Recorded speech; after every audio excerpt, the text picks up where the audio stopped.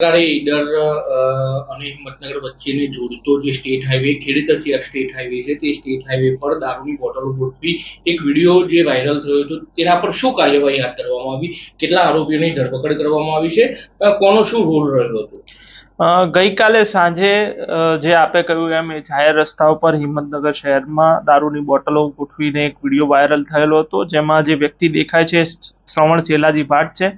એણે મુખ્યત્વે આ બોટલો છે એ મુકેશ ભાટ નામના વ્યક્તિ પાસેથી ખરીદેલી હતી અને મુકેશ ભાટ અને શ્રવણ ભાટના જે સંબંધી છે એની બંને વચ્ચે અગાઉથી જે અદાવત ચાલી આવે છે એને ધ્યાનમાં રાખીને આણે આ સમગ્ર વિડીયો છે એ વાયરલ કરેલો હતો.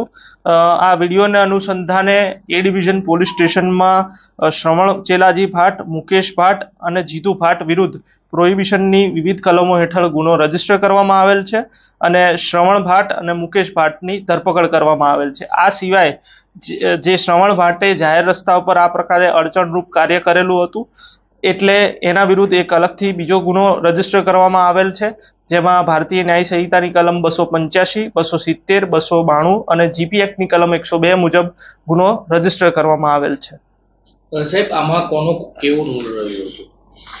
આમાં મેં આપને જણાવ્યું એમ અગાઉ 10 દિવસ અગાઉ બંને જે મુકેશ ભાટ અને શ્રવણ ભાટના સગા છે પ્રવીણ ઉર્ફે પુષ્યો, એ બે વચ્ચે મારામારીના બનાવ બનેલા હતા. એ બાબતે બી ડિવિઝન અને એ ડિવિઝન પોલીસ સ્ટેશનમાં વિવિધ ગુના બંને વિરુદ્ધ ક્રોસમાં નોંધાયેલ છે.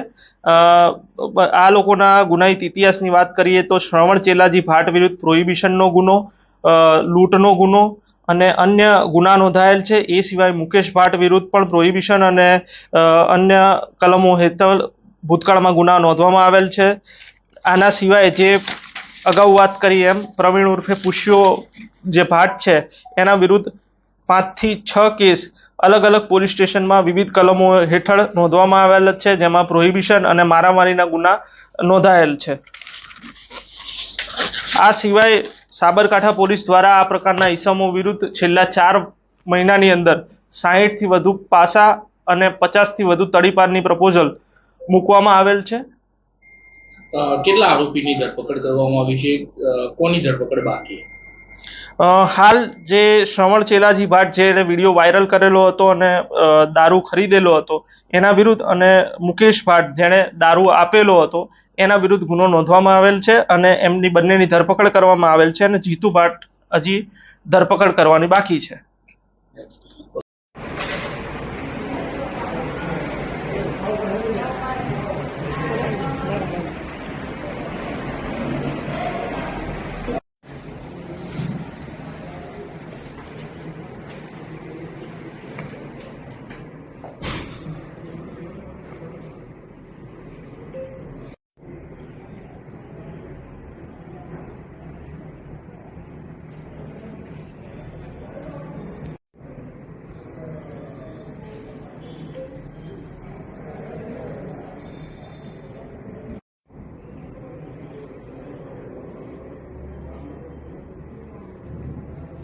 ऊपर जो भी मिनट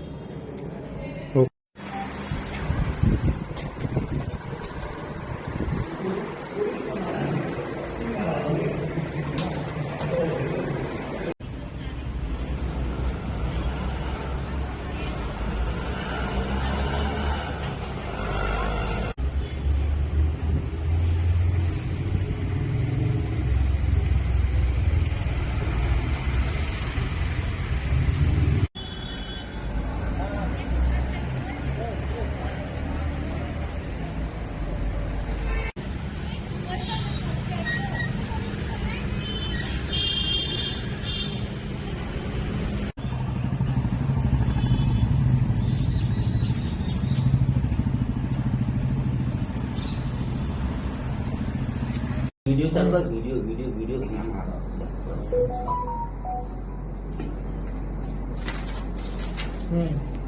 वस्तु पेला पाहिजे અને અહીંનો વચ્ચે બધા કરી ખાજા દીદીનો ફોન પ્રવીણનો ભાડે જ પ્રવીણ છે પ્રવીણનો મામા ભાડે છે મામા બોલી પ્રોપર મારો છે આવે પોતે